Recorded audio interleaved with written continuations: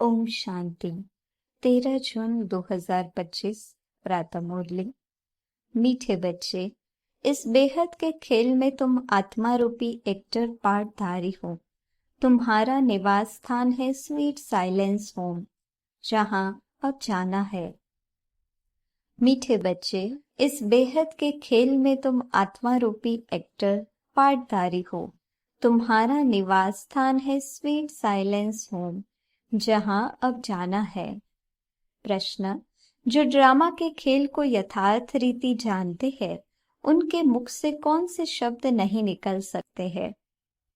जो ड्रामा के खेल को यथार्थ रीति जानते हैं, उनके मुख से कौन से शब्द नहीं निकल सकते हैं?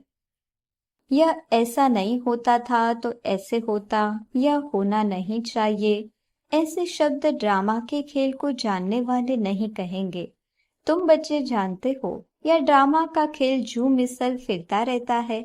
जो कुछ होता है सब ड्रामा में नोंद है, कोई फिक्र की बात नहीं है। ओम शांति। बाप जब अपना परिचय बच्चों को देते हैं तो बच्चों को अपना परिचय भी मिल जाता है। सब बच्चे बहुत समय देह अभिमानी होकर रहते हैं। देही अभिमानी हो तो बाप का यथार्थ परिचय हो, परंतु ड्रामा में ऐसे है नहीं। भल कहते भी है भगवान गॉड फादर है, रचता है परंतु जानते नहीं है। शिवलिंग का चित्र भी है, परंतु इतना बड़ा तो वह है नहीं। यथार्थ रीति न जानने के कारण बाप को भूल जाते हैं। बाप है भी रचता, जरूर रचेंगे भी नई दुनिया, तो जरूर हम बच्चों को नई दुनिया की राजधानी का वर्षा होना चाहिए। स्वर्ग का नाम भी भारत में मशहूर है, परंतु समझते कुछ भी नहीं। कहते हैं फलाना मरा स्वर्ग पधारा। अब ऐसे कभी होता है क्या? अभी तुम समझते हो, हम सब तुच्छ बुद्धि थे। नंबरवार तो कहेंगे ना, मुख्य के लिए ही समझानी है कि मैं इनमें आता हूँ, बहुत जन्मों वाले अंतिम शरीर में। यह है नंबर 1। बच्चे समझते हैं, अभी हम उनके बच्चे ब्राह्मण बन गए। यह सब है समझ की बातें। बाप इतने समय से समझाते ही रहते हैं, नहीं तो सेकंड की बात है बाप को पहचानना। बाप कहते हैं मुझे याद करेंगे तो तुम्हारे विक्रम विनाश होंगे। निश्चय हो गया, फिर कोई भी बात में प्रश्न आदि उठ नहीं सकता। बाप ने समझाया है, तुम पावन थे जब शांति धाम में थे। यह बातें भी तुम ही बाप द्वारा सुनते हो, दूसरा कोई सुना न सके। तुम जानते हो हम आत्माएं कहाँ की रहवासी है। जैसे नाटक के एक्टर्स कहेंगे हम यहाँ के रहवासी है, कपड़ा बदलकर स्टेज पर आ जाएंगे। अभी तुम समझते हो हम यहाँ के रहवासी नहीं है, यह एक नाटकशाला है। यह अभी बुद्धि में आया है कि हम मूल वतन के निवासी है, जिसको स्वीट साइलेंस होम कहा जाता है। इसके लिए ही सब चाहते हैं, क्योंकि आत्मा दुखी है ना, तो कहते हैं हम कैसे वापस घर जाए। घर का पता न होने के कारण भटकते हैं। अभी तुम भटकने से छूटे, बच्चों को मालूम पड़ गया है, अभी तुमको सचमुच घर जाना है। अहम आत्मा कितनी छोटी बिंदी है, यह भी वंडर है जिसको कुदरत कहा जाता है। इतनी छोटी बिंदी में इतना पार्ट भरा हुआ है। परमपिता परमात्मा कैसे पार्ट बजाते हैं यह भी तुम जान गए हो। सबसे मुख्य पार्टधारी वह है, करण करावनहार है ना। तो मीठे मीठे बच्चों को यह भी समझ में आया है कि हम आत्माएं शांति धाम से आती है। आत्माएं कोई नई थोड़ी निकलती है जो शरीर में प्रवेश करती है, नहीं। आत्माएं सभी स्वीट होम में रहती है, वहां से आती है पार्ट बजाने। सभी को पार्ट बजाना है, यह खेल है। यह सूर्य चांद स्टार्स आदि क्या है? यह सब बत्तियां है जिसमें रात और दिन का खेल चलता है। कई कहते हैं सूर्य देवताए नमः, चंद्र देवताए नमः, परंतु वास्तव में यह कोई देवता ये है नहीं। इस खेल का किसको मालूम नहीं है। सूर्य चांद को भी देवता कह देते हैं। वास्तव में यह इस सारे विश्व नाटक के लिए बत्तियां है। हम रहवासी है स्वीट साइलेंस होम के। यहाँ हम पाठ बजा रहे हैं। यह जो मिसल चक्र फिरता रहता है। जो कुछ होता है ड्रामा में नोंद है। ऐसे नहीं कहना चाहिए कि ऐसे नहीं होता था तो ऐसे होता। यह तो ड्रामा है ना। मिसला जैसे तुम्हारी माँ थी, ख्याल में तो नहीं था ना कि चली जाएगी। अच्छा, शरीर छोड़ दिया, ड्रामा। अब अपना नया पार्ट बजा रही है। फिक्र की कोई बात नहीं। यहाँ तुम सब बच्चों की बुद्धि में है। हम एक्टर्स है। यह हार और जीत का खेल है। यह हार जीत का खेल माया पर आधारित है। माया से हारे हार है और माया से जीते जीत। यह गाते तो सब है, परंतु बुद्धि में ज्ञान जरा भी नहीं है। तुम जानते हो माया क्या चीज है। यह तो रावण है, जिसको ही माया कहा जाता है। धन को संपत्ति कहा जाता, धन को माया नहीं कहेंगे। मनुष्य समझते हैं इनके पास बहुत धन है, तो कह देते माया का नशा है। लेकिन माया का नशा होता है क्या? माया को तो हम जीतने की कोशिश करते हैं, तो इसमें कोई भी बात में संशय नहीं उठाना चाहिए। कच्ची अवस्था होने के कारण ही संशय उठता है। अभी भगवानोवाच है। किसके प्रति? आत्माओं के प्रति।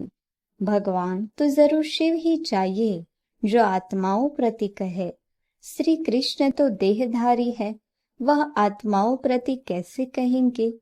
तुमको कोई देहधारी ज्ञान नहीं सुनाते हैं।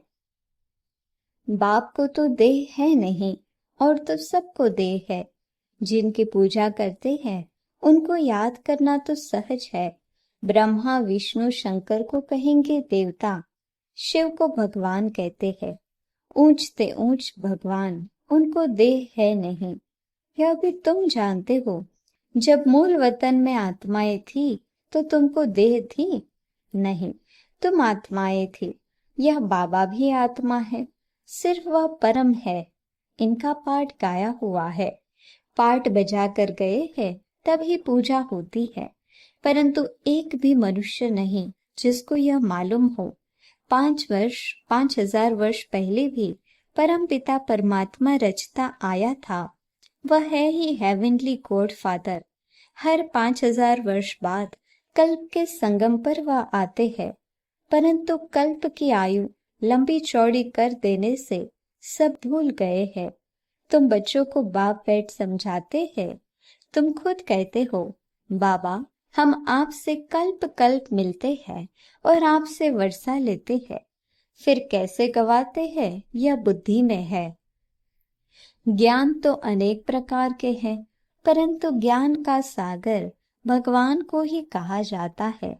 अब यह भी सब समझते हैं विनाश होगा जरूर। आगे भी विनाश हुआ था, कैसे हुआ था यह किसको भी पता नहीं है। शास्त्रों में तो विनाश के बारे में क्या क्या लिख दिया है। पांडव और कौरवों की युद्ध कैसे हो सकती? अभी तुम ब्राह्मण हो संगम पर, ब्राह्मणों की तो कोई लड़ाई है नहीं। बाप कहते हैं तुम हमारे बच्चे हो, नॉन वायोलेंस, डबल अहिंसक। अभी तुम निर्विकारी बन रहे हो। तुम ही बाप से कल्प कल्प वर्षा लेते हो। इसमें कुछ भी तकलीफ की बात नहीं। नॉलेज बड़ी सहज है। 84 जन्मों का चक्र तुम्हारी बुद्धि में है। अभी नाटक पूरा होता है, बाकी थोड़ा टाइम है। तुम जानते हो अभी ऐसा समय आने वाला है जो साहूकारों को भी अनाज नहीं मिलेगा, पानी नहीं मिलेगा। इसको कहा जाता है दुख के पहाड़। खूने नाहक खेल है ना। इतने सब खत्म हो जाएंगे। कोई भूल करते हैं तो उनको दंड मिलता है। इन्होंने क्या भूल की है? सिर्फ एक ही भूल की है, जो बाप को भूले है। तुम तो बाप से राजाई ले रहे हो, बाकी मनुष्य तो समझते हैं मरे कि मरे। महाभारत लड़ाई थोड़ी भी शुरू हुई तो मर जाएंगे। तुम तो जीते हो ना। तुम ट्रांसफर होकर अमरलोक में जाते हो। इस पढ़ाई की ताकत से, पढ़ाई को सोर्स ऑफ इनकम कहा जाता है। शास्त्रों की भी पढ़ाई है, उससे भी इनकम होती है, परंतु वह पढ़ाई है भक्ति की। अब बाप कहते हैं, मैं तुमको इन लक्ष्मी नारायण जैसा बनाता हूँ। तुम अभी स्वच्छ बुद्धि बनते हो। तुम जानते हो, हम ऊंचते ऊंच बनते हैं, फिर पुनर्जन्म लेते लेते नीचे उतरते हैं। नए से पुराना होता है, सीढ़ी जरूर उतरनी पड़े ना। अभी सृष्टि की भी उतरती कला है। चढ़ती कला थी तो इन देवताओं का राज्य था, स्वर्ग था। अभी नरक है। अभी तुम फिर से पुरुषार्थ कर रहे हो स्वर्गवासी बनने के लिए। बाबा बाबा करते रहते हो, ओ गॉड फादर कर पुकारते हैं, परंतु यह थोड़े ही समझते कि वह आत्माओं का बाप ऊंचते ऊंच है। हम उनके बच्चे, फिर दुखी क्यों? अभी तुम समझते हो, दुखी भी होना ही है। यह सुख और दुख का खेल है ना। जीत में सुख है, हार में दुख है। बाप ने राज्य दिया, रावण ने छीन लिया। अभी तुम बच्चों की बुद्धि में है। बाप से हमको स्वर्ग का वर्षा मिलता रहता है। बाप आया हुआ है, अभी सिर्फ बाप को याद करना है तो पाप कट जाए। जन्म जन्मांतर का सिर पर बोझा है ना, यह भी तुम जानते हो। तुम कोई दुखी नहीं होते हो। कुछ सुख भी है, आटे में नमक, जिसको काग विष्टा समान सुख कहा जाता है। तुम जानते हो, सर्व का सद्गति दाता एक ही बाप है। जगत का गुरु भी एक ठहरा। वानप्रस्थ में गुरु किया जाता है। अभी तो छोटे को भी गुरु करा देते कि अगर मर जाए तो सद्गति को पाएंगे। बाप कहते हैं, वास्तव में किसको भी गुरु नहीं कह सकते।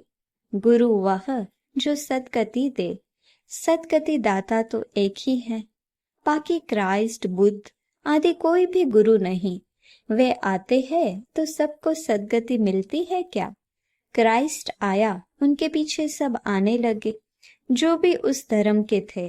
फिर उनको गुरु कैसे कहेंगे, जबकि ले आने लिए निमित्त बने हैं। पतित पावन एक ही बाप को कहते हैं, वह सबको वापस ले जाने वाला है। स्थापना भी करते हैं। सिर्फ सबको ले जाए तो प्रलय हो जाए, प्रलय तो होती नहीं। सर्व शास्त्रमय शिरोमणि श्रीमद् भगवद गीता गाई हुई है। गायन है यदा यदा ही। भारत में ही बाप आते हैं। स्वर्ग की बादशाही देने वाला बाप है, उनको भी सर्वव्यापी कह देते हैं। अभी तुम बच्चों को खुशी है कि नई दुनिया में सारे विश्व पर एक हमारा ही राज्य होगा। उस राज्य को कोई छीन नहीं सकता। यहाँ तो टुकड़े टुकड़े पर आपस में कितना लड़ते रहते हैं। तुमको तो मजा है, खगियां मारनी है। कल्प कल्प बाबा से हम वर्षा लेते हैं तो कितनी खुशी होनी चाहिए। बाप कहते हैं, मुझे याद करो, फिर भी भूल जाते हैं। कहते हैं, बाबा योग टूट जाता है। बाबा ने कहा है, योग अक्षर निकाल दो, वह तो शास्त्रों का अक्षर है। बाप कहते हैं, मुझे याद करो, योग भक्ति मार्ग का अक्षर है।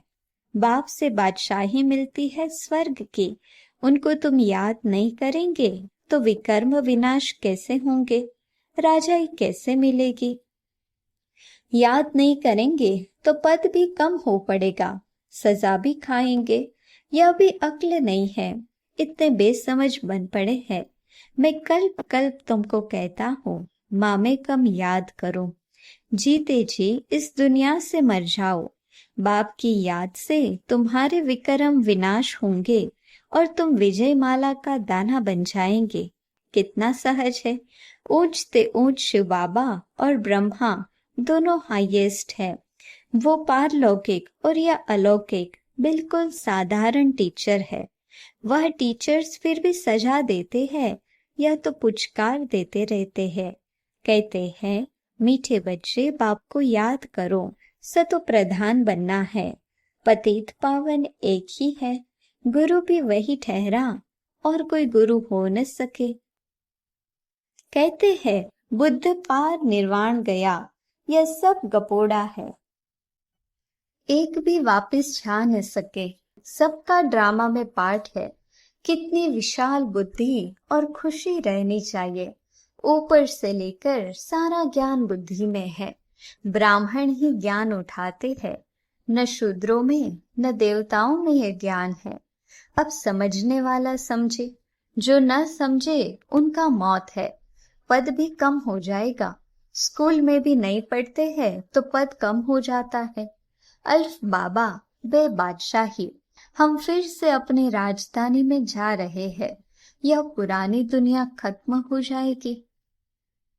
अच्छा, मीठे मीठे सिक्के लदे बच्चों प्रति माता पिता बाप दादा का याद प्यार और गुड मॉर्निंग।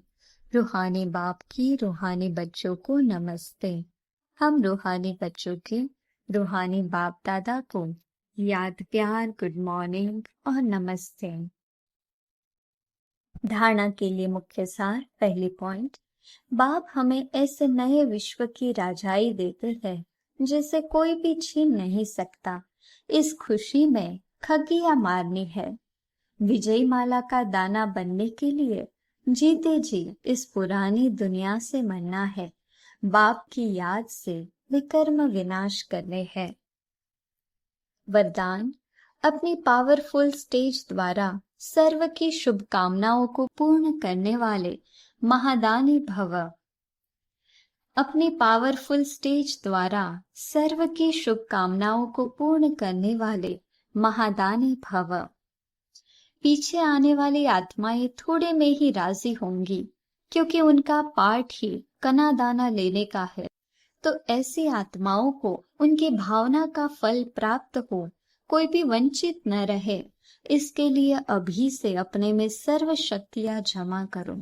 जब आप अपनी संपूर्ण पावरफुल महादानी स्टेज पर स्थित होंगे तो किसी भी आत्मा को अपने सहयोग से महादान देने के कर्तव्य के आधार से शुभ भावना का स्विच ऑन करते ही नजर से निहाल कर देंगे।